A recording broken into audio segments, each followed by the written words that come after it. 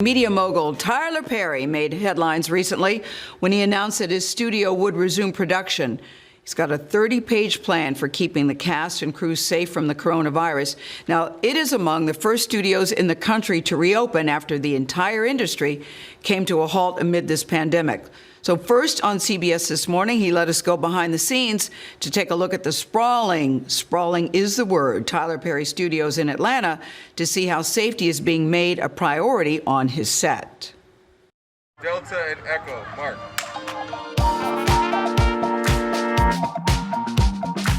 Tyler Perry has very ambitious plans to film the new seasons on his 4 TV shows, all while keeping the 360 people on his production team safe from coronavirus. He's calling it Camp Quarantine. Let's go get this. All right. All cast and crew are required to live on site for each 2-week production. And to limit exposure, Perry is flying in actors from LA and New York on private flights. Wearing a mask and social distancing are strictly enforced. Everybody social distancing, hand sanitizing, 6 feet. And medical staff test everyone every 3 to 4 days. The media mogul even constructed new buildings on his Atlanta lot to provide housing on site, with perks like food trucks and movie nights to keep spirits high. All the work and planning paid off. This is our second round of testing, no positives. Perry wrapped his production ahead of schedule with cast and crew walking off his lot testing negative for COVID-19. And he plans on doing it all over again when the next production team arrives at Camp Quarantine. Tyler Perry joins us now from Atlanta. Good morning to you, Tyler Perry. Impressive with a capital Gayle. I say wow, wow, wow. Good morning. I'm sitting here, Mr. Perry. I have the confidential 30-page document of Camp Quarantine.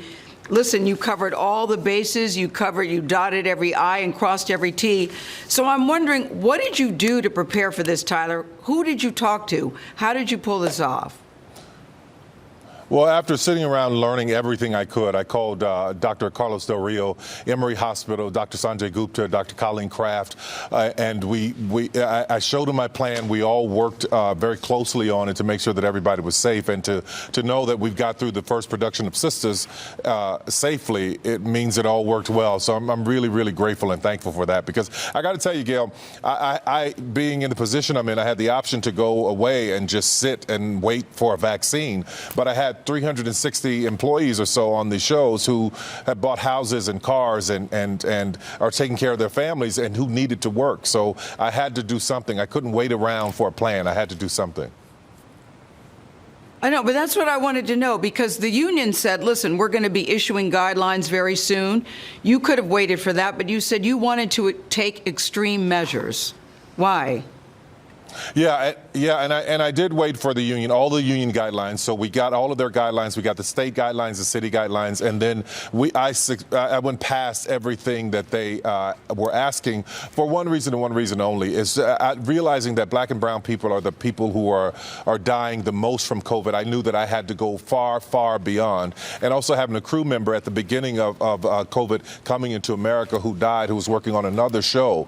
I mean, we all knew him and knew him well. So I had to go beyond, and with me living right there with them side by side, I wanted to make sure that everybody was safe. And so how does the testing work, Tyler? They come and it seems like they get tested on a regular basis. Walk us through how it works for you. Yeah, we're testing. Well, during pre-production, we were testing every 4 days, and pre-production is when the crew was actually going home into their houses and coming into work and so on and so forth. But when we went into quarantine, that meant everybody, all 300, it's actually 360 people. We were all locked down here at the campus, testing every 4 days. And it was Sanjay Gupta who said, because what I was going to do is just test once a week, but Sanjay said every 4 days is better because, Dr. Gupta rather, because of the incubation period. And that has been pretty accurate for what we found is 4 to 5 days of incubation during pre-production, but we had no positives during the time that we were actually in the quarantine. Wow. Are people finding it hard to follow the rules? Are you getting any pushback from your team? Doesn't seem like it.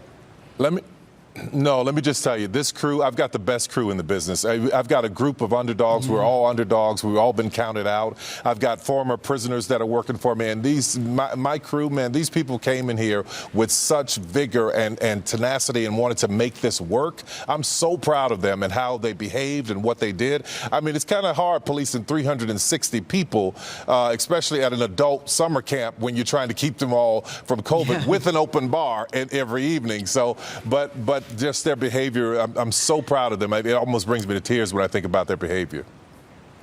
Their good behavior. I know. I marvel at it too, Tyler. Yeah, I marvel at it too. You've just wrapped up the second season of Sisters. You're about to start on the Oval. I can't wait to see what's going to happen in the Oval. It's a different kind of White House, let me tell you.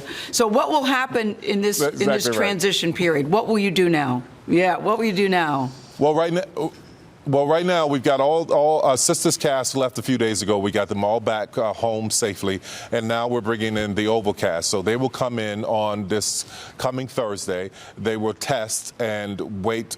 So here's how we do. We break it up. 160 people check in on Thursday, and then 200 people of the crew check in on that following Monday. So we get the test results of the 160. They stay in their rooms until their results come back. Then the 200 come in. They stay in their rooms until the results come back. And on the first day, when we were doing that, where everybody checks in, stays in their room until the testing come back, we had 2 positives that were in the camp before we started. So we were able to get them help and get them out of the camp so that we can maintain the bubble. Mm. You make it sound so easy, Tyler. Have you had any challenges? Oh, listen, every bit of it has been challenging. Every bit of it's been extremely expensive. And I got to just say thank you to Bob Backus and CBS Viacom. I know this is CBS, but and Scott Mills at BT had because this was incredibly expensive, and they put up a large sum of the money to make this happen, and I covered the rest of which was above and beyond. But yeah, this was the most stressful thing I've ever done because these are people's lives and health, right? So I'm trying to make sure that they can not only thrive and survive in their livelihood, but also keep them safe. So that has been extremely stressful. But I could have just sat out and waited it out. But what would they have done? I had to push through. Yeah. I had to find a way.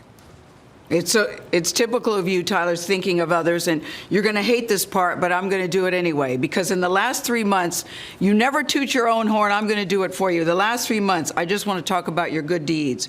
Paid for groceries for shoppers at 29 Winn-Dixie stores, provided plane service for members of George Floyd's family, paid for the funeral expenses of Rayshard Brooks. This is in the last 3 months. Paid for tuition of a college student who was working as a sanitation worker in Maryland to go to Harvard for his first year of law school. And then earlier this month, you paid for gift cards at Kroger, and then you asked the Atlanta Police Department to help you distribute them. So we have a senior producer here that said, please, John Towers is his name, please ask Tyler when he's going to come up with the coronavirus vaccine. I mean, that's what people think of when they think about you, Tyler, always going above and beyond. I thought that was pretty good. But where does this helping gene come from?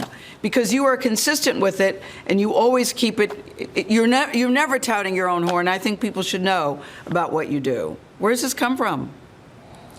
This is all my mother. My mother, I'd wake up in the house on the weekend, there'd be strangers living in the house. I mean, she would, if anybody was in trouble, she would help them out. And I know that I get that from her. And she taught me a great deal about compassion and helping other people, and just understanding that just because someone is down or having a hard time, that doesn't make them less than.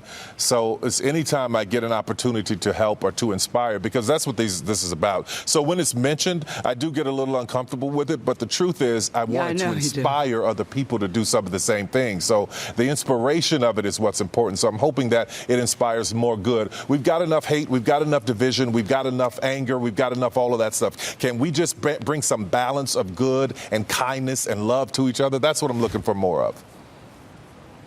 Well, Tyler Perry, mission accomplished. We thank you so much for, Tyler, it's been widely reported that Meghan and Harry are living at your place in Los Angeles. Can you tell us how they're doing?